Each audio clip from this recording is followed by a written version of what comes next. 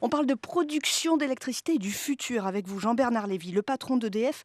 Cette semaine en France, une PME dans le Rhône s'est lancée dans l'autoconsommation. On nous dit que c'est une première. En quoi c'est une Mais première? d'ores et déjà, des centaines, des milliers de Français dans leur maison, dans leur pavillon, ont accompagné les panneaux solaires qui ont été mis sur leur toit par des batteries qui ont été mises, mettons, dans le garage. Et ceci leur permet de consommer en grande partie eux-mêmes directement, sans passer par le réseau, une grande partie de l'électricité qu'ils produisent. Ce que nous avons fait avec cette entreprise, dans la région de Lyon, c'est que c'est une autre dimension. C'est la dimension de l'entreprise que petit à petit, elle va consommer directement sans passer par le réseau.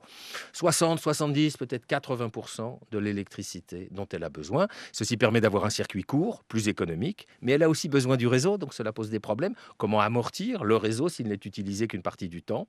En liaison avec la commission de régulation, et Monsieur Carinco, son nouveau président, nous réfléchissons activement au fait que l'autoconsommation, c'est une autre façon de traiter la production, la consommation d'électricité, l'appel au réseau, probablement de nouveaux modèles économiques, et l'avenir est devant nous.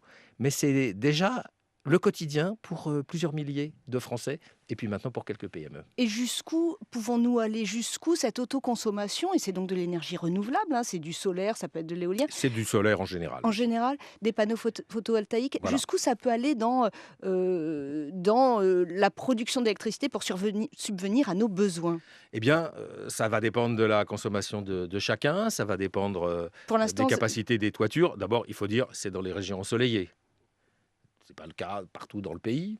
Et puis, c'est pour l'habitat individuel. C'est pas possible pour les gens qui habitent dans des immeubles collectifs. Donc, ça va concerner progressivement, peut-être quelques millions de foyers à l'horizon des 10 années qui viennent. EDF est le premier à rentrer sur ce marché. Nous sommes le leader sur ce marché et nous voulons le rester. Nous y investissons considérablement parce que nous croyons au photovoltaïque individualisé, ce qu'on appelle décentralisé chez nous, de façon à petit aider les gens à optimiser leur consommation. S'ils produisent leur électricité eux-mêmes, ils seront encore plus attentifs à leur consommation. en termes Alors de pourcentage, on sait bien, Jean-Bernard Lévy, qu'on a 75% de la production d'électricité, les trois quarts qui vient des centrales nucléaires. voilà, une Donc, dizaine de pourcents de l'hydraulique, une bonne dizaine de pourcents de l'hydraulique. Les chiffres sont tombés hier, je lisais une dépêche de l'AFP. Aujourd'hui, le photovoltaïque, c'est 1,5%.